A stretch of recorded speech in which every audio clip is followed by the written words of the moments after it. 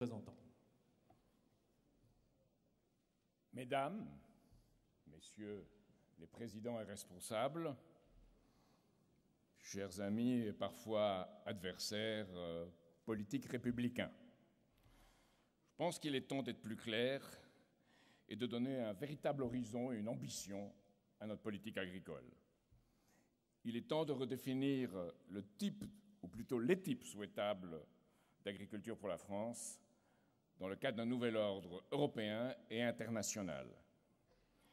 Il y a d'abord le secteur à forte intensité capitalistique et à forte production, qui a d'importants investissements à réaliser et qui a besoin d'horizon. Il a besoin de visibilité et de confiance dans les orientations à venir. Il représente l'essentiel de notre production et de notre excédent commercial. Il doit être défendu et encouragé.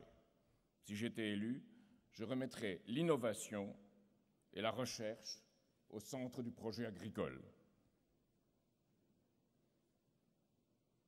Et je ferai en sorte que la France et l'Europe répondent d'abord au grand défi du XXIe siècle, celui de la qualité de l'alimentation et de la faim dans le monde. En 2050, pour pouvoir nourrir convenablement 9 milliards d'êtres humains, et j'espère davantage, toutes les terres cultivables, tous les paysans de tout le monde seront nécessaires et il faudra nous mobiliser. Ne pas organiser cette mobilisation en France, avec notre vocation exportatrice, serait reconnaître qu'on ne pourra pas les nourrir et commencer à tolérer une politique de triage économique et humain. La France doit être au premier rang avec l'expérience de son agriculture, de ce combat pour la vie. Il y a ensuite le second secteur, qui représente environ 3 à 10% de nos productions, celui de l'agriculture bio, de l'agriculture raisonnée, de l'agriculture de proximité. Pour elle, il faut soutenir la multiplication des circuits courts pour éviter la loi des intermédiaires et surtout le poids de la grande distribution. Il faut aider à valoriser et à commercialiser en France et à l'exportation avec des défis qui sont de notre ordre que ceux du secteur majoritaire à haute intensité capitalistique. Je pense, pour ce second secteur, aux maisons des régions que j'ai défendues et poussées à la création au cours des années 1970 du siècle précédent, lorsque j'étais conseiller commercial de France à New York.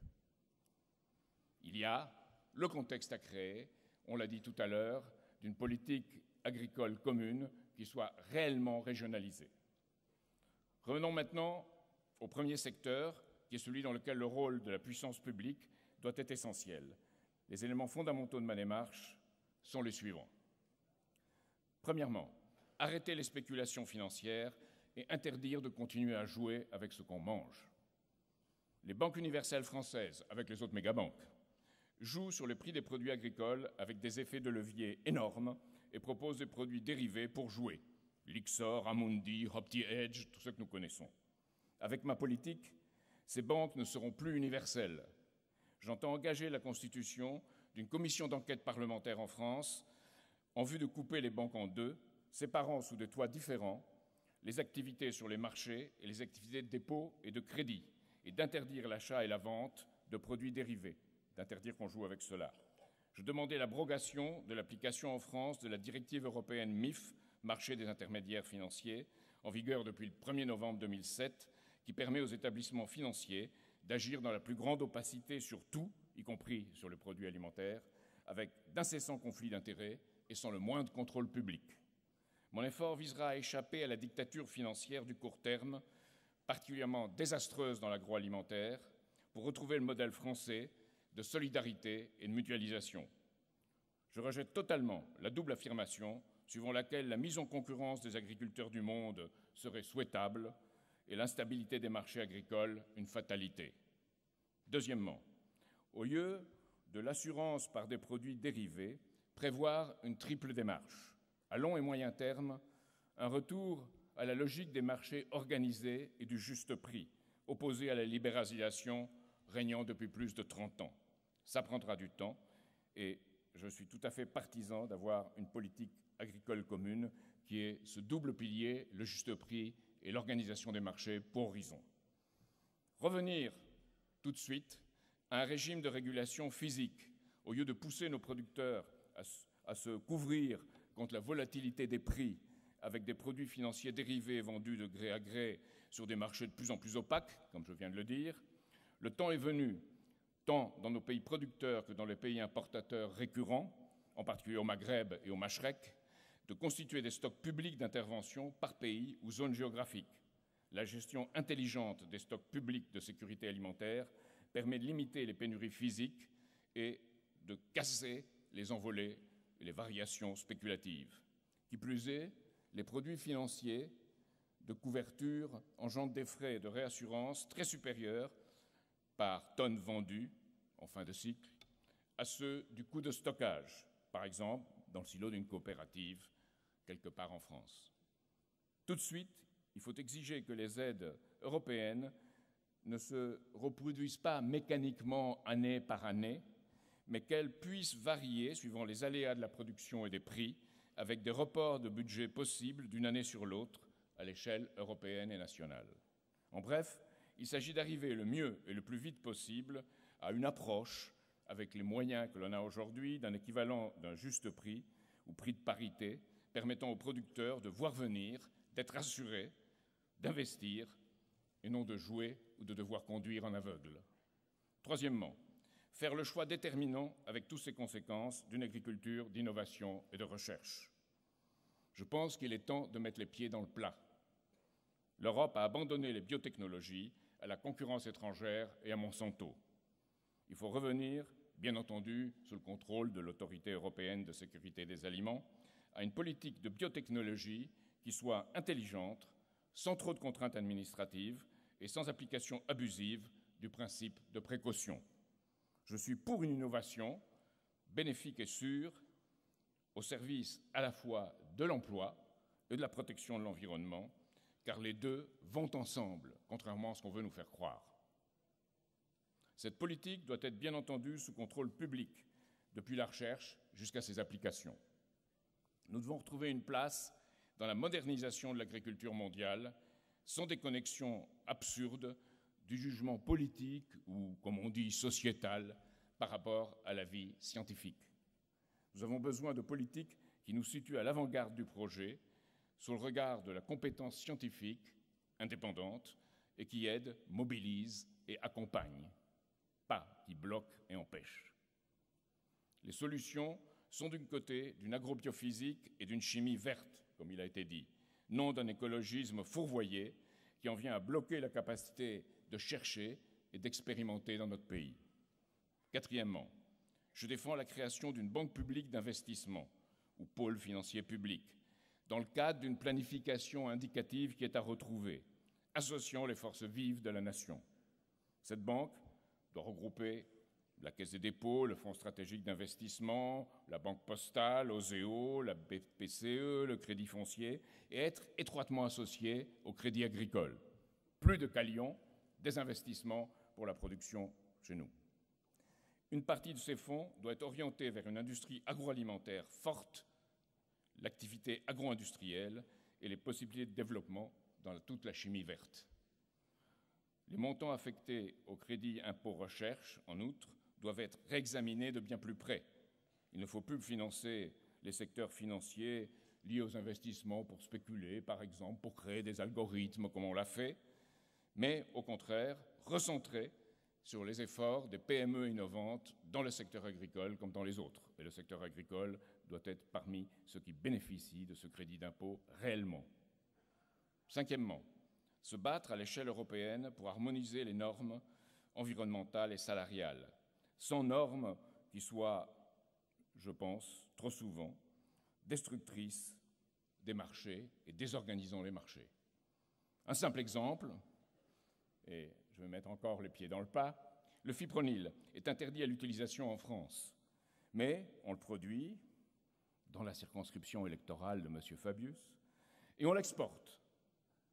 Résultat, pas la Chine, mais la Belgique l'importe, elle s'est emparée de l'utilisation de ce produit pour combattre les mouches des choux, et elle exporte vers la France les plants de choux auparavant produits chez nous. Voilà une absurdité.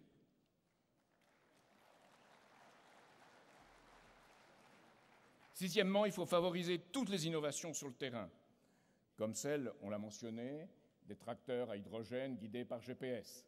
C'est extraordinaire qu'on aille plus vite pour les tracteurs avec la locomotion à hydrogène que pour les voitures. Mais c'est très bien, ça montre que l'agriculture est dans la modernité. Ou des biolubrifiants, comme on a dit, que vous avez mentionné. Cela fait partie de l'horizon nouveau de l'agriculture, qui n'est pas celui, et je le dis encore en mettant le pied dans le plat, qui n'est pas celui d'un retour pétainiste à la France où la terre ne meurt pas ou ne ment pas, mais d'un secteur de pointe, l'invention et la production de ressources, la production des pulvérisateurs, des machines à vendanger dont on a parlé. C'est dans ce secteur de pointe que nous nous définissons en allant depuis le secteur bio jusqu'au secteur de pointe comme un tout, comme un processus. Il faut aider à la commercialisation des 2500 brevets déposés dans le secteur de l'agroéquipement et l'aider davantage. Ajoutons qu'il y a même un lien à développer et à exploiter entre la politique de l'espace, et on s'est moqué de moi pour l'avoir défendue en oubliant complètement l'effet de locomotive qu'elle peut avoir pour une politique générale, entre une politique de l'espace et la politique agricole, la veille météo, satellitaire, et le suivi des récoltes en temps réel. Septièmement, encourager la structuration des filières, par exemple entre éleveurs et céréaliers dans un même bassin de production. Je ferai créer à cet effet, parallèlement à un commissariat au plan retrouvé, une mission interministérielle, mon ministère de plein droit, à l'aménagement du territoire pour remettre la solidarité, la péréquation et l'intégration au premier plan de notre politique, où elles ont été oubliées.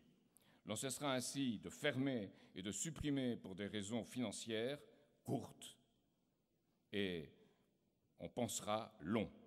On créera des emplois qualifiés que l'agriculture crée, comme il a été montré, et répartis sur tout le territoire. Huitièmement, il faudra aussi des mesures plus spécifiques. Je me battrai à l'échelle européenne avec les autres pays intéressés pour le maintien des droits de plantation dans la viticulture. C'est scandaleux qu'on songe à les éliminer. Je me battrai aussi pour une opération vérité visant un étiquetage dans les produits vendus, de fruits et légumes en particulier, portant le prix payé aux producteurs en même temps que le prix de vente. Cela permettra aux consommateurs de savoir, d'être sensibilisés à la différence entre ce qu'ils payent et ce que gagne le producteur. Et c'est une terrible différence. Chez nous encore, dernière mesure, et il y en aurait beaucoup d'autres à dire, mais celle-là me paraît très importante, organiser un moratoire sur la dette inéquitable suivant les parcours individuels, les régions et les domaines de production. Ça ne peut pas être la même chose partout.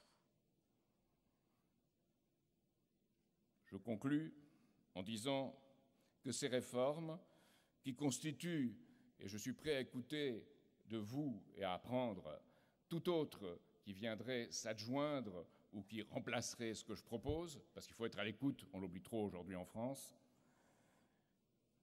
elles constituent, toutes ces orientations, je pense, un horizon pour notre agriculture, s'inscrivant dans le monde sans la tutelle de la City et de Wall Street que je défends.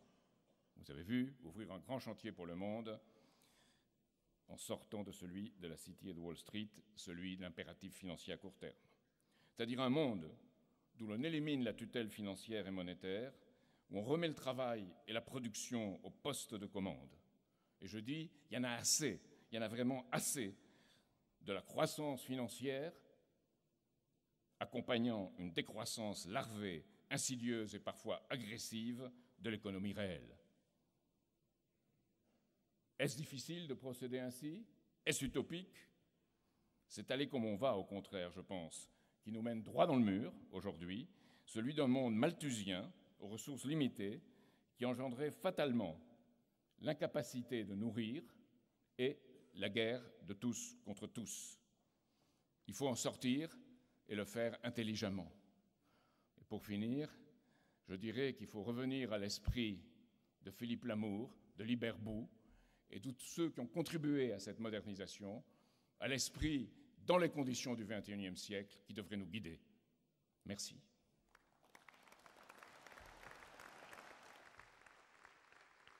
Alors merci Jacques Cheminade d'avoir respecté parfaitement le timing une fois de plus. Vous allez maintenant répondre à 2 questions en 5 minutes cette fois qui vont vous être posées successivement. D'abord par Dominique Lefebvre, le président de la Fédération nationale du Crédit agricole. Bonjour, ma question porte sur la dette des pays européens qui a une conséquence évidemment sur l'économie réelle et donc sur l'agriculture. La crise de la dette a jeté incertitude et inquiétude sur la zone euro et sur l'Europe. Et récemment, c'est l'Italie et l'Espagne qui focalisent nos inquiétudes. Si vous êtes élu, comment entendez-vous porter la voix de la France sur ces sujets dans les discussions européennes ou internationales ? Alors deuxième question tout de suite de Daniel Segond, le président du groupement national des semences et des plants. Oui, Monsieur Cheminade, cette assemblée est constituée de beaucoup d'agriculteurs et d'industriels. Ils ont un point commun, c'est qu'ils sont tous des entrepreneurs. Et ils sont prêts à continuer à entreprendre, à relever tous les défis, à une condition, c'est que l'on supprime dans ce pays un certain nombre de mauvaises exceptions françaises. Et parmi ces mauvaises exceptions françaises, il y en a une qui est particulièrement emblématique, parce qu'elle est gravée dans notre Constitution et qu'à mon sens, elle est la mère de beaucoup de mauvaises exceptions telles l'excès d'environnementalisme, la frilosité sur la gestion de l'eau ou encore le refus des technologies. Je veux parler, vous l'avez compris, du principe de précaution que vous avez évoqué et qui est devenu en France un principe de procrastination, voire d'inaction. Alors, que faut-il faire du principe de précaution ? Faut-il le maintenir, l'abroger, l'ignorer, l'amender? Quel est votre avis? Alors, je répondrai à la chinoise en commençant par la deuxième question et après la première, si vous le permettez. François Hollande veut sortir la race de la Constitution et il a raison. La race n'existe pas, c'est l'idéologie raciste qui existe. Moi, je pense que le principe de précaution n'aurait jamais dû être inscrit dans la Constitution. Et ce que je ferai tout pour l'en sortir. Ceci dit, s'il devait demeurer inscrit, j'ajouterais que ce principe de précaution ne doit pas s'opposer à une innovation bénéfique pour l'emploi, pour le développement harmonieux de la production et pour la préservation de l'environnement. C'est-à-dire que le principe de précaution n'est pas une chose en soi, parce que rien dans ce qu'on fait dans l'existence humaine n'est jamais sûr à 100%, et surtout lorsqu'on innove et lorsqu'on crée. Donc ce principe de précaution, à mon avis, doit être dans l'esprit quand on est producteur, quand on est innovateur, quand on est un semencier, et souvent on se confond les deux, un semencier qui invente les semences, et nous sommes un des pays les plus inventeurs au monde, et celui qui produit les semences. Et là, c'est lui, dans son esprit, qui doit être accompagné de cette préoccupation, mais ça ne doit pas être inscrit, ça n'a pas lieu d'être inscrit dans une constitution. Alors, deuxième question. Vous savez, on est dans une économie de la finance folle en Europe et dans le monde. Et malheureusement, la Banque centrale européenne sert de relais à cela. Vous avez vu qu'on a prêté aux banques, 500 banques, 489 milliards à 1% sur 3 ans. Je voudrais bien voir quel agriculteur a des prêts de cette nature. À ces banques, la Banque centrale européenne l'a fait en décembre. Et puis, rebelote, fin février, là, 529,5 milliards à 1% sur 3 ans à 800 banques. Et ces banques n'ont pas répercuté cet argent vers les ménages, vers la production, vers les entreprises. Elles en ont mis une grande partie dans la Banque centrale européenne où elles ont 0,25% d'intérêt. Alors comment comprendre qu'elles prennent à 1% et qu'elles replacent à 0,25% à ce qu'on appelle un taux de portage négatif de 0,75%? C'est qu'elles ne croient plus à l'économie, elles ne croient plus aux autres banques, elles ne se prêtent plus entre elles. Elles ne croient plus que les ménages pourront avancer, elles ne croient plus que la production pourra avancer. Elles attendent.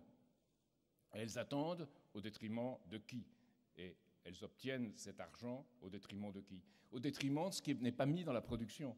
C'est pour ça qu'il faut revenir à un système où le public est la prééminence et où, en Europe, lorsque les États empruntent, ils ne fassent plus comme ils font depuis 1973. La loi a été abrogée, mais il y a celle de 93 et de 98 qui fait que les États sont obligés d'emprunter aux banques.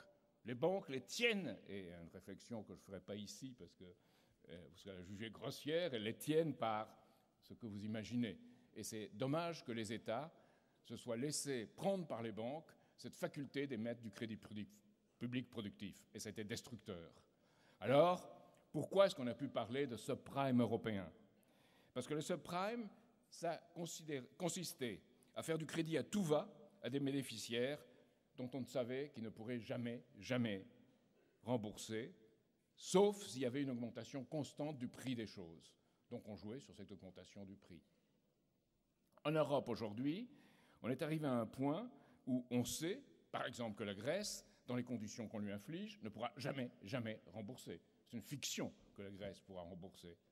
Alors, on continue la fuite en avant en transformant des dettes privées en dettes publiques, sans que l'économie productive, sans que les ménages, sans que le développement, sans que la recherche, sans que la santé en bénéficient.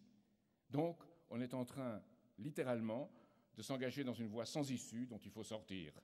Et mon approche, justement, quand je dis un monde sans la tutelle financière de la City et de Wall Street, c'est que les États reprennent un pouvoir qu'ils ont abandonné et qu'on soit capable de remettre cet argent là où il le faut, c'est-à-dire, en particulier, en ce qui concerne l'agriculture, pour nourrir l'humanité, pour mieux alimenter la France et pour avoir une vision d'avenir qui soit, je dirais, j'ai appelé un jour une utopie positive et pas exploiter ce qui est en pressant le citron jusqu'à ne plus avoir de jus. Voilà.